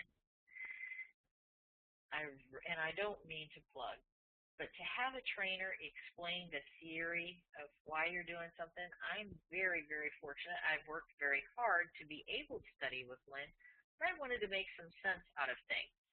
And he has been a gift. And he's probably sitting there blushing because he's really, for being lots taller than me and a big old bear of a guy, and his younger pictures, he looks kind of mean, but he is as gentle as a lamb. And he hardly ever gets mad. He has a basket of wet noodles, but we hardly ever see him. So essentially, Lyn is not necessarily in favor of everybody rushing out to buy books and learning this all on their own. But however, the first thing I did when I went to a psychic fair and learned about remote viewing, all this weird stuff was happening to me, and I couldn't find answers anyplace. No people, no experts, no psychologists. I didn't spend couch time with a psychologist, but I knew psychologists, and nobody knew anything. And all this stuff was happening, and I was not going anywhere near the word telepathic. But all this stuff kept happening, and I finally went to a remote viewing breakout session at a psychic fair. I'm a nurse. I don't do psychic fairs. That's all woo-woo. Can't prove psychic fairs. Can't spin that down like hemoglobin in a test tube. Well, it's like until you experience a migraine, all of a sudden you have a new feeling for folks who have migraines. That's what it's like with this. So I've learned that as a remote viewer, I will orient toward the people. It's not that I don't get other data, but I will orient toward the people. So this particular event centers around a Vietnamese funeral procession. My theory of structure isn't perfect. I think I barely was in intermediate, but the session shows good sight contact. The sensory perceptions match with the feedback photo and information. And front-loading, as taught by controlled remote viewing and Lyn's training program, is a time management. Now, you'll hear folks say that any information about a target other than coordinates is pollution. But front-loading is not pollution. Front-loading gives you a focus for your work. Rather than going in, if I were going to a park in real life, I would be enjoying myself looking at all the flowers and maybe the fountain and the people walking around and the couple over there with the baby and anything that was interesting to me. Remote viewing is work. Your subconscious mind engages, and if you have a customer, or in Lyn's case it was a general sitting there on the other side of the door tapping his foot because he needed to know something, they don't want to know about the peonies, and they don't want to know about the fountain or the baby. They want to know what they need to know, and they want it now. It's also viewer fatigue. You want to focus that time and manage that time and go right for what is needed in that session at that time with as little amount of energy and expedite it as possible. So that's, in a nutshell, front-loading. Maybe you didn't come here today to know this much about remote viewing, but when you leave, you can say you did something that you don't normally do. So front-loading helps with time management and energy focus and helps the viewer get in and get out. So this target was an event at a location, and I was supposed to describe the human at the location and give the physical descriptors only of the human. That was the front-loading given by Lyn, my trainer. That was my job and what I was to try to do. I am also learning as I'm doing it. I scored and got a human gestalt with the first set of coordinates, but I overlooked the front loading and of the give physical descriptors only of the human, and I kept taking coordinates, establishing better and more sight contact. And as we go through the session, which you're going to see, I was matching gestalts of land, water, and man-mades as well as the human. And being a curious person makes for a good remote viewer. So Lyn took this session, and as you'll see, some of his comments are on the right-hand side of the paper because we're working in training mode, and we aren't working it to learn something about the target, it's to learn something about ourselves. You touch your pen on the ideogram, and an ideogram is a jump in here, boss, because I don't have my book in front of me, but is a representation of the gestalt of a target, and it's sort of like shorthand. Yes. Are we supposed to still be seeing the web page text there? Yeah. Oh, okay. Can you see it? Okay. No, the way you were talking, I thought we were Okay. supposed to be seeing the session. I put you to sleep, didn't I? No. So an ideogram is you take your coordinates and you make an ideogram, which is a quick drawing or a quick symbol, like shorthand. And it has a feeling component, and I wrote that the human felt leggy. Well, I'm not supposed to write that anyway, so to me that human felt leggy because I process information by feeling. So that translated into tall. And so I hit the ground running, or better, viewing, and I had a stray cat or an analytic overlay of dead person pop into my head as soon as I finished the front loading. So before I ever even took the coordinates, before I ever even technically was supposed to be starting my session. Now at this stage, it's a noun, which it is a beginner, novice. So I was still basic. I was supposed to write that off to the side and just keep on going. Doesn't mean it's not actually there. And as you're a more experienced student, you get to include nouns. So maybe since I'm a nurse, I gave descriptors of what would match a deceased human, which you'll see: cold, white, wet, wrinkly, drowned-like, including a metaphorical reference to a mackerel. The subconscious will do that. On the last page, I noted that this was serious stuff. I started to describe the man-made and have to set aside that recurring theme of pretty sure dead that pops into my head, and continue writing, always keeping the pen moving. Wooden, desk-like, platform-like, hollow under, elevated. Women are carrying a 30-foot-long scroll covered with Buddhist scripture, and they appear to be walking on a wooden platform. There are two accurate land sketches. The first is a rice paddy, and for the analyst, the parts of the sketch are labeled A and B, water and weeds. I described the second as having or being border-like and trimmed. It matches the area to the left of the funeral procession, a rice paddy that appears roundish and bordered by trees. Some of the descriptors are rushy like weeds, reed-like, hard to walk, boot stuck, sucking sound, and sloshy. There are more perceptions in that session than I've listed above. It doesn't have the best structure, but I'm happy with it as a basic student. I had a great site contact and learned a lot about both CRV and myself, which is the purpose of doing the session. And so the actual session in a PDF coming up here, black and white photo.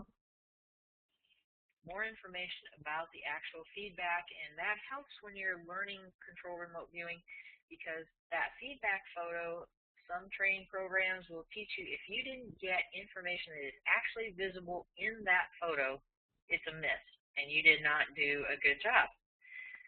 But there are sometimes it's like, I know I was there, and it's not that you're going there either, but you know certain things. And so, right, if you can, when you're training, get more information and research the target site, you will learn that you really did pretty well, and it's a great reason to eat more M&Ms and pat yourself on the back. The more you tell your subconscious you did a great job, it's happy with you. It will continue to do a better and better job for you. Eventually, this carries over into things like test taking. Like, I know that. Sometimes you get those answers right. So anyway, it talks here about rolled and an ornate hearse. This double roof turned up, pagoda style in the corners. There's a middle-aged man, apparently deceased oldest son, walking backward in front of the deferent in filial deference. Procession reached the cemetery. Sticks were lit, prayers were said, family wailed as the coffin was lowered to the ground. And it was a village festival in the Red River Delta, and it was around Hanoi. And you guys have probably all read this by now. And I don't think there's anything in the rest of this narrative that pertains to my session, so I'm going to scroll. So this is what you just read on the page underneath the colored photo. Here's my actual session, and This is not to teach you CRV, but it's to give you, it's like a consumer. We want to touch something. We want to see something. We need some kind of an explanation, plus we're, most of us Americans, and we want to know. So the stuff over here at the right is housekeeping issues, and this is CRV structure. I won't explain it all. But the target, my front loading, the target is an event at a location. Describe the human at the location. Give physical descriptor only of the human. I did not pay enough attention to that. Right there. Stray cat or AOL, dead person. I did what the front loading wanted me to do. The principal person at that, there are a lot of humans there, but the principal person is probably the deceased. So right there, dead person. This is an example of an ideogram. This is an example of coordinates. And Lynn, can you see my cursor move on my desktop? Yes, I can. Okay, good. These are parts, and I won't explain CRV methodology, but these are describing the ideogram. And I described that this is a human gestalt, and I stray catted for whatever reason, hamburger. And this, Lynn's making notes here because I had given this to him at his home to score. A working target, because I didn't do something just right. More ideograms, more coordinates. I wrote down that there's a man-made there. And I wrote down an AI, which was my emotional response. I was spatially relating to the target, and that is my emotional response. Enthusiastic, ready, feels good, and yawn. So I just felt like I was there, and I was ready to go, doing a good job. So I think that was probably not a very good example of an AI, if it even was an AI, but I was a basic student. I stray cat, bloodhound. In my mind, bloodhounds are an assistive measure in when you're searching for someone who's missing, lost, or dead. And more ideograms. I'm dumbfounded. Oh, I wrote, damn, dumbfounded, chilly, nonplussed. It's like something's blowing me away. I'm nonplussed. And so I keep going, and my perceptions, my sensate perceptions are cold, white, mackerel, wet, wrinkly, dead body, drowned-like, watery area, searching, brushy-like, weeds-like, reed-like, and here's a sketch. And it's labeled A and B. A is water, meaning I've got little ripples, and tall spiky things, which are weeds, probably a rice paddy. And moving right along, describing things. Oh, I'm an intermediate student. Thin, weed-like, water plant-like, swampy area, watery bottom, shallow. I'm thinking there of nouns, and there are fishermen, and there are many in clusters, back describing the green, weedy things. And I'm thinking, this is real work. Diamond-like, not sure what that might have, or Diamond Lake, I beg your pardon. Diamond Lake is a lake where I grew up, an actual physical lake that my mind is associating with, and along the edges it had reeds. And that was a childhood memory. Walking, I want to describe that a little bit. Male, leggy, and tall, that's walking. And I'm thinking of, I also grew up at a lake and fishermen. I'm thinking of hip waders, olive green, plaid pattern, hard to walk, boots are stuck, carrying something, sucking sound, sloshy, slope sides, struggling, banks, meaning edges and sloping, alive, outdoors, nature-like, and then ripply pattern, gentle, breezy, vast, border-like. And here we have the round circular. And if you remember, Lynn, can you tell me, how do I pronounce Rene Warcolier's last name? Am I slaughtering that name? Nope, just like you did. All right, I did all right then. Never spoke French. So anyway, water and rimmed, and you'll notice and I've labeled my drawing with trees in the background. Sorry, good thing I have a day job because artistry, I'm not going to get it. Those are trees. And usually when you are in a remote viewing session, your handwriting, that goes to pot first thing. Barely legible. You know you're going to probably have a good session if your handwriting goes to pot. So if you'll remember from the feedback photo, there appeared to be what looked like a rice paddy or at least a weedy field off behind those folks, and they were walking on a raised platform, which nobody's telling me that there's mud there, but could be, and not to waffle, but logically could be, but we did see the trees off in the background. And almost done here, cloudy, slappy sound, hollow sound, aluminum boat, power gone. Aluminum boat would be making an association.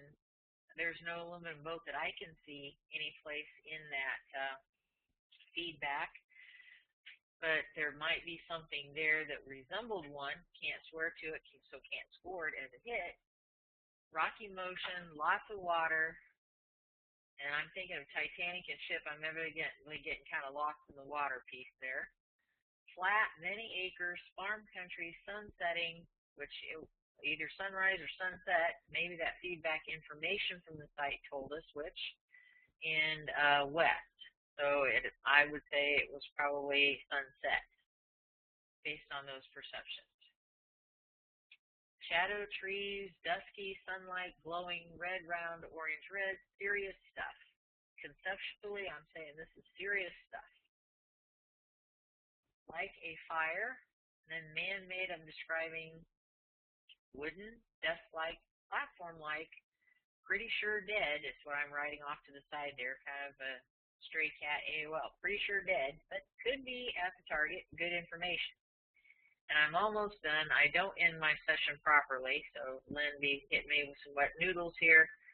Hollow under, elevated, gallows, another association with funerals, and fill my days, meaning, all right, better not be sitting around doing nothing here. Fill my days. So that's the end of this session. I should have written a summary. I should have written session end. So what most people don't realize is that this was all done without ever seeing what the target was, or without ever knowing, anything about it except that it was an event at a location. And that's all we told her, and she brought all this information about the target. And if you can, if you want, open a magazine to any picture and see how accurate this description goes for that picture, and you'll see that she was describing this picture. In her mind, somehow, her subconscious mind knew what the picture was, and this same principle, of course, when you move it from practice over into operations, we tell you, the target's a location, and you start describing and describing and describing, and the police present this description to the parents of the missing child, and they say, oh, I know where that is, and you go out and find the missing child. It's the same principle. And he says it so nonchalantly. But as he teaches us, I do have a couple of just kind of hanging out webinars scheduled. If you can't describe something in real life, how can he expect you to send your mind halfway across the world and describe something? This feedback photo is a real event, not an esoteric target, not something, like what's going on right now on the planet Mars. Well, actually, we have feedback from Mars now. We have, some astronaut stuff there. Can't count that. But say Uranus. This is not something that I'm guessing at that could be going on at Uranus. I'm actually describing a real-world event, which, by the way, just a small, quick story. We set aside things that could distract us. That way, and then we pick those things back up mentally. It's like if I were starting a session, I would set aside the dog going in and out, possibly the phone ringing, yada, yada, yada. I thought I'd be really smart one day. Instead of listing all these things that might distract me, I thought, well, I'll just set aside the world. Okay, that'd be good. I'll just get it all done at once. All right, move right along. So I wrote, set aside the world. Took my first coordinates, went to do my session, and literally got boing. I thought, what was that? Took my coordinates, tried to start my session, boing. Well, as remote viewers, pretty much beat ourselves up. We'll have a good session like the one I just showed you, and then turn around and I can't do this. This is a bunch of crap. Nobody can do this. I don't know how we think we can do this. You know, this is nuts. And so I pretty much throw my pen down, totally disgusted. Nobody can do this stuff. And go, you know, like, I don't mow the grass, but do the dishes, do the laundry, whatever. I'm literally driving up the highway from work a couple weeks later, and this is why we learn something about ourselves when we work at Target. All of a sudden, it hit me, and when I told Lyn this story, he doesn't get real excited real often, but I think he almost choked because he was trying so hard not to laugh at his little student. Because I said, yeah, I set aside the world. Well, it seemed we had actually worked at Target with the moon and, the landing of the moon people, and we got some, like, no gravity descriptors, like bouncing, and you know what it's like to walk around on the moon from the pictures where the astronauts are doing the giant leaps and so on. Well, that's what I was writing down that it felt like, and I thought I was just trying to mix my targets and I was describing an old one. What I had done was I set aside the world. You can see from this controlled remote viewing, Ohio to Vietnam, you need a real-world target, real-world site to remote view. Well, it's pretty hard to make sight contact if you set aside the world. Dumb little student? Now, he'll tell me I'm not a dumb little student. I just learned something about myself. I also learned something about remote viewing. But anyway, I can't see all of you now, and I need to go back to see if you have questions, or I could see. I have to get this environment back now. This is kind of the scary part. Like, I can't see where I go back to get. If Lyn were the presenter, I could see. No, that's not it. I'm going to rejoin again, and I'll have to throw myself out again. It takes a second to switch over. Oh, great. There, I'm back. Now I have to throw me out again.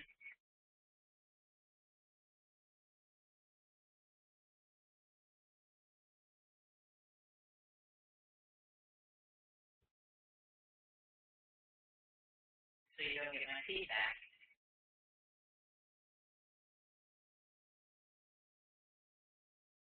Oh, great. I did the wrong one. Nope, I didn't do the right one. That part is a little dicey. So anyway, if I can get to, these panels are really horrible. There's hardly any room for me to see for questions and so on.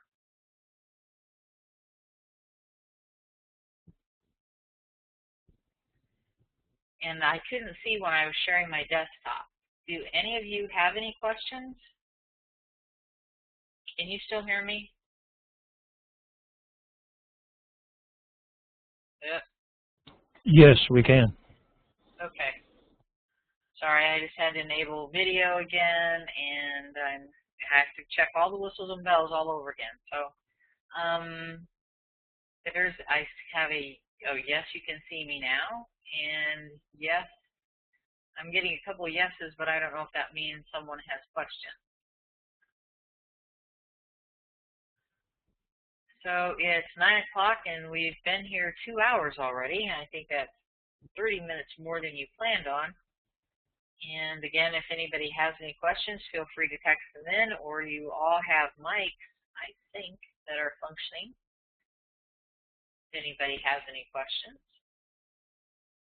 Lyn, we always love to have you here. Did you have anything you'd like to say? Not to put you on the spot, but again, if you want to say something, you feel free. Nope, this is your night, and I was late getting here because we had medical problems and all that with Linda and all, but what I got, I really enjoyed, and I think you did a good job. Thank you. You're welcome. Thanks for being here. Well, I always give everybody a few minutes just in case texting takes a little time.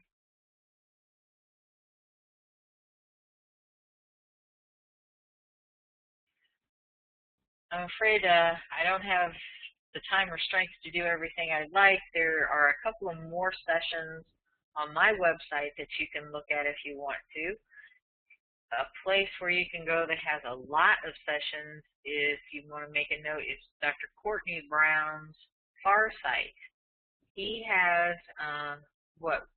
several projects going with multiple viewers, from controlled remote viewing methodology, Hawaii Remote Viewer Guild methodology, and Science of Remote Viewing methodology. And so this was a venture with 3 different camps essentially working together, and that was a first.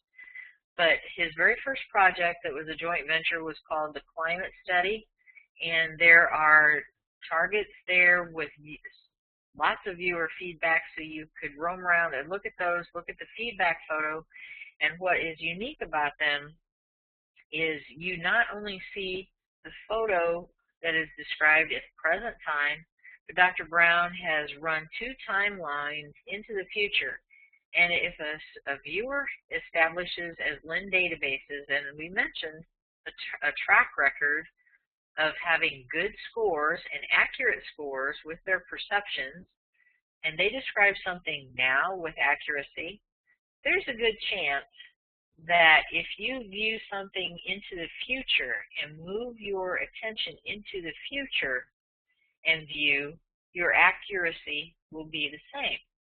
So we've run a couple of timelines for these viewers, and so once time passes, Lyn is 2013, and there are 2 timelines, and so he's going to look at all those real-world sites in the year 2013 and see if the viewers' perceptions match in 2013 what that site looks like versus, or as compared to what it looked like. And was that 2009 already when that happened? 2 years ago or 3? So anyway, that's another place where you can go to look at remote viewing sessions from several methodologies. And Tobias Johansson in Sweden. Wow, what time is it there? I'm thinking it's gotta be the middle of the night. Sorry, I was thinking this was the Tobias Johansson that I met in Cologne a couple of years ago, in Cologne, Germany. Huh? Well, that would be pretty cool if it is. Again, I always don't have anything to entertain you with while we wait to see if there are any more questions.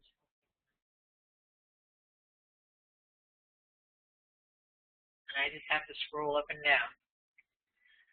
So if there are no more sessions, thank you for being here. We appreciate it, sharing information. I'm not an expert in anything by any stretch of the imagination, but I've been to a fair amount of cross-science camps.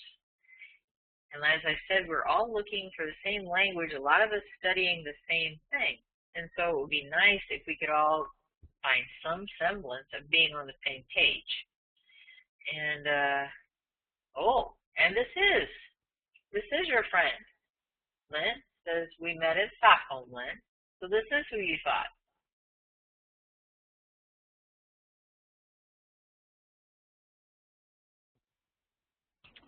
Sorry, I had my mic muted. Okay. I met another Tobias Johansson in Cologne, by the way. Young, I guess about 18-year-old kid who was very interested in remote viewing, and I was thinking that was who this was. But yeah, I remember meeting you in Stockholm too. Well, a different Tobias, but well, thanks again, everybody, for being here. I appreciate that you spent some time with us. If you have any questions, feel free to email me at snowzone1, and I'll be happy to try and answer them for you or point you toward the subject matter expert that you need. And go ahead and pay attention, if you have the time, to the various speakers. I have more coming. I just have not had a chance to put up the future webinars that are going to be offered. But feel free to check back, and I also have a newsletter started to update you with future events, and I would like to be able to have the time to share things like an entire series of Reiki articles, like hundreds of peer-reviewed Reiki articles that the National Institute of Health thinks that we should have more research in, and so finding stuff like that is gold. If you stumble across that and you're a Reiki practitioner, that's gold. So I would like to be able to share that with you, but life seems to get in the way. So I do as much as I can when I can, and I'm happy to have met you this evening. And with that, I think I should probably go ahead and go. Thanks again, Lyn, for being here.